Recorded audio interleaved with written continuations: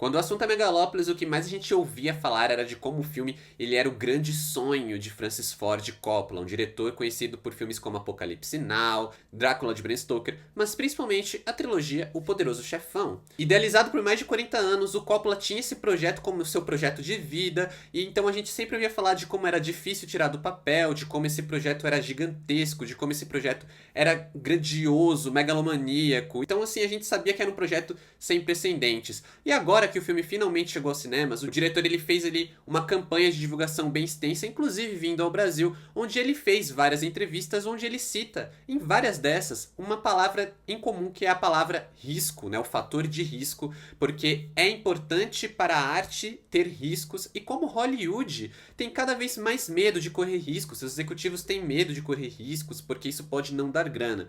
E o fato é que depois de ver Megalópolis eu começo a pensar que talvez a melhor coisa que eu possa elogiar aqui do filme é o fato da gente ter um diretor do calibre do Coppola tomando riscos e tendo uma liberdade criativa muito solta, porque isso é muito importante pra gente ter esses diretores exercitando a sua mente criativa e mostrando realmente os projetos que eles querem trazer ao mundo.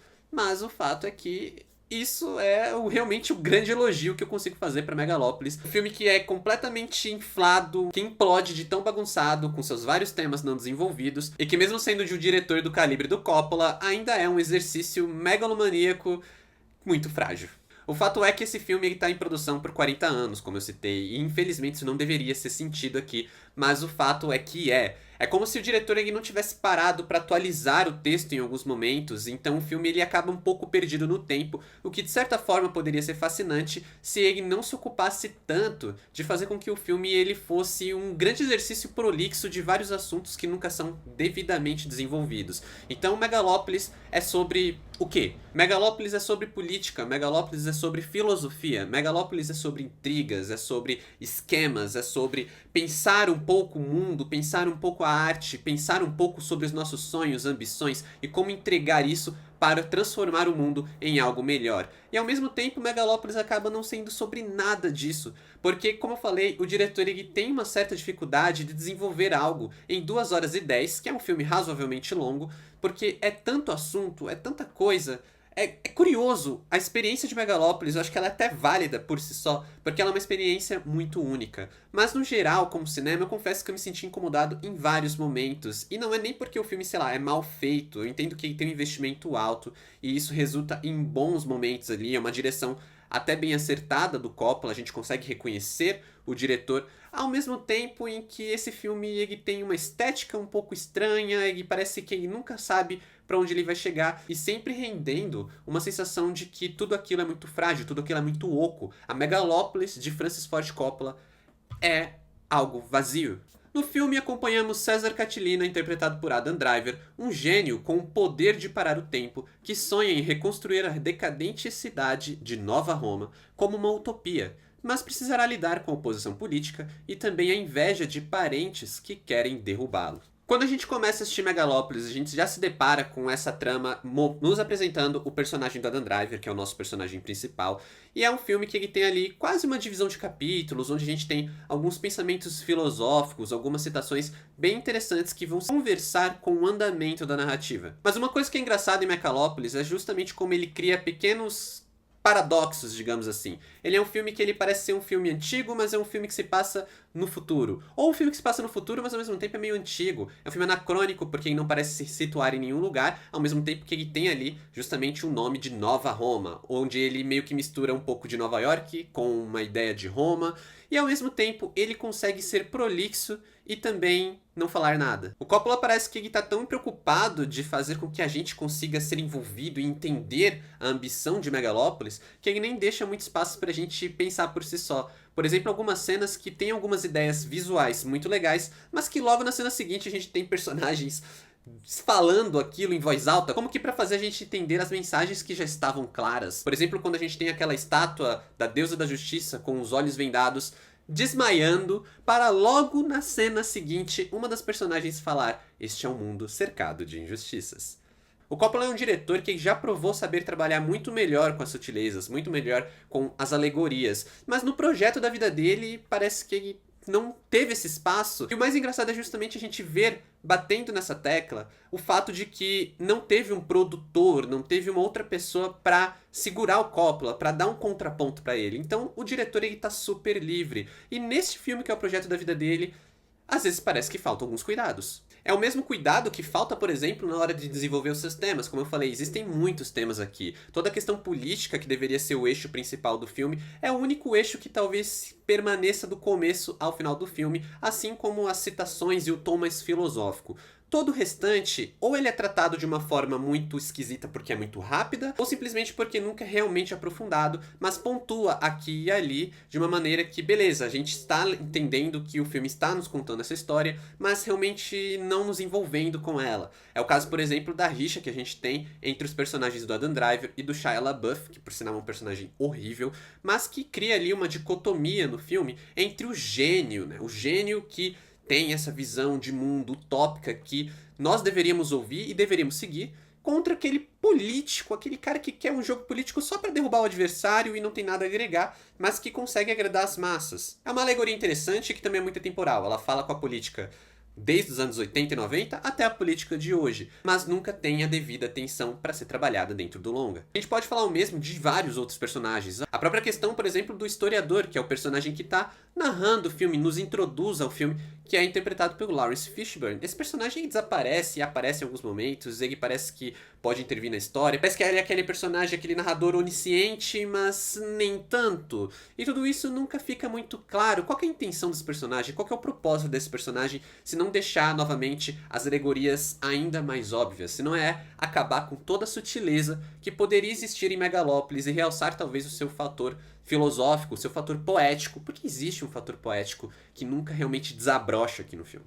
De destaques positivos, dá pra citar, por exemplo, as interpretações do Giancarlo Esposito e da Aubrey Plaza. São dois personagens interessantes que trazem contrapontos legais e trazem bons momentos. Inclusive momentos bons porque a gente tem um bom trabalho de diálogos. Eu acho que talvez esse é o melhor mérito realmente do filme aqui, que é o trabalho dos diálogos. Eu gosto muito do bate-bola que a gente tem entre vários personagens, que nos deixa engajados por boa parte do filme, porque são diálogos realmente interessantes, são diálogos rápidos, mas que conseguem agregar na narrativa de alguma maneira e nos envolvem, porque a gente fica fascinado por esses personagens, tentando entender como é a forma como cada um vai lidar, qual que é a ideia de cada um, qual que é a intenção de cada um nesse mundo distópico onde existe esse ideal de utopia que pode ou não se realizar. Mas, por exemplo, o próprio conceito de utopia, ele nunca realmente vem à tona, ele nunca realmente é trabalhado. Então a gente tem o idealista, a gente tem o gênio idealista vivido pelo Adam Driver que quer porque quer criar esse mundo, criar essa utopia, e a gente nunca entende, por exemplo, as suas motivações, a gente nunca entende de onde veio as suas criações e a gente nunca entende exatamente para onde ele vai, exceto com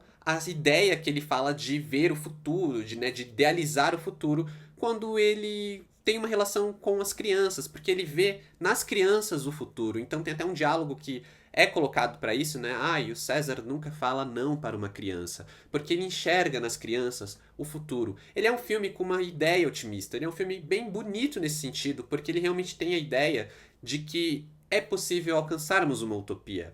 Mas, novamente, é uma ideia, é um conceito que nunca é realmente desenvolvido aqui. E é como se Megalópolis ele não fosse um filme para os novos tempos, ele não fosse um filme para o ano de 2024, para a década de 2020. Ele fosse um filme realmente para os anos 80, talvez para os anos 90, como que o diretor ele realmente não parou para atualizar, para repensar essas ideias e adaptar elas para o novo mundo. Ao mesmo tempo que isso traz a temporalidade que eu citei, que é algo interessante, faz com que o filme fique nem lá nem cá e às vezes pareça utópico demais para os novos dias, quando um diretor como Coppola, que está falando sobre os riscos que ele toma, sobre como a arte é importante para nossa vida, ele podia realmente usar esse filme para jogar luz em algumas questões dos dias de hoje, para talvez trazer debates que pertencessem mais aos dias de hoje e não ao passado, a debates que parecem não ter tanto lugar no dia de hoje e se tornem aparentemente frases simplesmente otimistas demais. Não é à toa, por exemplo, o fato de que quanto mais o filme se aproxima do final, mais ele se aproxima daquela ideia novelesca, o comercial de margarina, o Felizes para Sempre. Sabe aquela ideia que é muito bonitinha e fechadinha, que é pra deixar a gente com um sorrisinho no rosto e não necessariamente nos fazer questionar o que a gente está assistindo ou refletir sobre o que a gente viu? como uma novela. Novamente, eu acho isso muito esquisito, justamente pela forma como o diretor ele vem falando sobre riscos. Por que não Megalopolis ser um filme realmente arriscado e não simplesmente por um risco de bilheteria, um risco se ele vai agradar ao público no sentido de conseguir se tornar um fenômeno de bilheteria, no sentido de realmente chegar em mais pessoas, no sentido de ser vendido mundo afora ou não, porque a gente sabe que ele teve problemas em vender esse filme, ele teve problemas em realizar esse filme e tirar ele do papel. Ele poderia realmente ser um filme mais provocativo, ele poderia usar essa voz, esses personagens, esses temas de uma maneira muito mais provocativa, muito mais ali engajante e, como eu falei, conversando com questões um pouco mais atuais. Afinal de contas, é um filme protagonizado por figuras políticas majoritariamente masculinas e que conversam muito mais com a Roma antiga do que com qualquer nova alguma coisa que a gente possa ter. Não é uma nova Roma, não é uma Nova York, não é nenhuma cidade contemporânea ou sequer futurista. Realmente, o que a gente tem em Megalópolis parece que é um filme que conversa especificamente com o passado, e não necessariamente um passado recente, mas um passado muito distante, já que todas as citações que funcionam, por exemplo, são citações que colocam o filme numa lógica de Roma antiga, como por exemplo a citação ao Pão e Circo, envolvendo uma cantora pop desse mundo, que eu acho que é algo que poderia ser bem interessante ser trabalhado de outras formas. A única atualização que eu vejo em Megalópolis, que conversa mais com os dias atuais, é a lógica do Coppola questionar o papel da mídia e de como isso pode ser usado para manipulação das massas. Mas novamente é algo que se perde no meio do jogo político, que como não é desenvolvido, também fica ali meio que limitado a uma ceninha, mas que passou 10, 20 minutos e a gente já não tem algo realmente muito interessante para trabalhar aqui. Megalópolis para mim são fragmentos de uma obra-prima que nunca foi. É um filme que ele poderia ter sido mais interessante, eu acho que ele era para ser um marco do cinema em décadas anteriores, que acabou não saindo do papel, mas que hoje ele não necessariamente consegue ter o impacto necessário porque ele não foi lapidado para tal. Apesar disso, como é um filme que vai causar uma divisão, ele se torna interessante por si só porque vai fazer com que as pessoas debatam Megalópolis. Eu acho que isso acaba sendo muito interessante e saudável, não só pro filme, pro Coppola, como pro cinema e pra arte em si.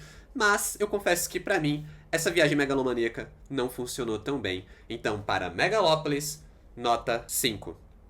Seria a primeira vez que o Francis Ford Coppola tem problemas com o filme e depois ele lança um corte pra melhorá-lo. Isso aconteceu com Apocalipse Now, que eu não tenho ideia de quantos cortes esse filme tem, mas eu sei que até o Poderoso Chefão 3, que é um filme que é mal recebido por ser inferior aos dois primeiros, ele também teve um corte recente nos cinemas que consegue melhorar um pouco mais o filme. Então eu só consigo pensar como Francis Ford Coppola poderia oferecer talvez uma nova visita a Megalópolis. Será que ele tem um material para fazer um novo corte? E será que esse corte conseguiria desenvolver melhor os temas e fazer com que a experiência fosse mais completa e realmente mais impactante? Eu acho que tá muito cedo para dizer, mas eu torço para que sim, porque eu queria muito ter gostado desse filme e infelizmente ele não colou tanto para mim.